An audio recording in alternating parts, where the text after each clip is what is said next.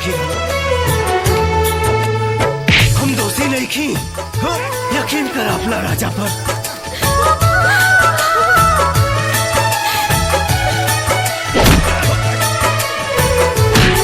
केहू दुनिया में नहीं खे तोहरा सिवा हो, तोहरा सिवा प्यार में नहीं खी गोरी।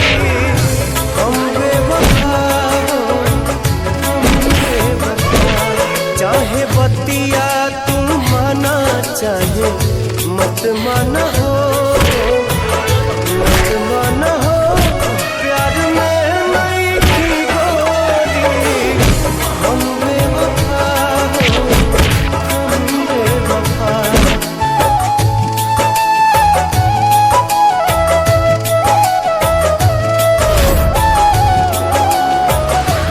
राजा एगो लड़की के साथे कुकर्म कइले बा।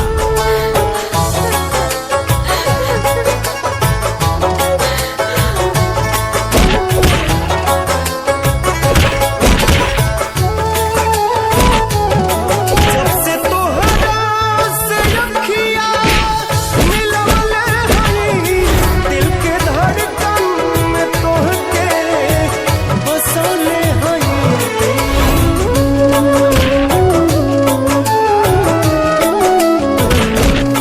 दुखवा केहू से नयापन बतवले हनी, लोर के तना विरह में बहौले हनी। बिना गलती समैया बा दिहले सजा हो, दिहले सजा। प्यार में नहीं थी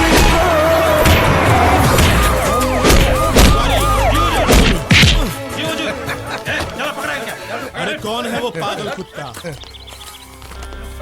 ये सरवा खौराहा पागल कुत्ता बा हमर फूल जैसन बगड़ी के जिंदगी तवा करके रख देले बा। ए दरोगा बाबू, एकरा पर ऐसा चार्ज मारी, ऐसा चार्ज मारी कि सरवा के जवानी डिस्चार्ज हो जाए। ए चुप! चंचल पांडे नाम है हमारा। चुलबुल पांडे के गुरु ही नहीं, गुरु घंटाल है हम। हमरा एरिया में गुंडागर्दी इम्पॉसिबल। तिवारी जी। यस सर। बिठाइए गाड़ी में इस बच्चे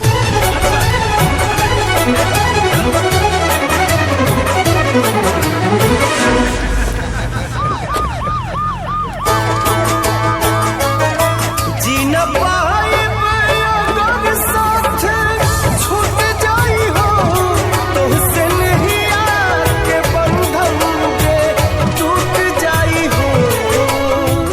अरे बेटी, बाय कहाँ भाई? बाय मन के नगरी ऐसे कोनो बात नहीं क्यों भाई? कोनो बात नहीं क्यों? साथ पूछो ना। दामाद जी कुछ कहला ना का? जाई हो। ऐसे कोनो बात नहीं क्यों? मनोज बाबू के साथ ही रिश्ता से खुश तो बाड़ू ना? घरे में बाहर प्यार में नहीं थी गोरी। हम बेवफा हो, हम बेवफा।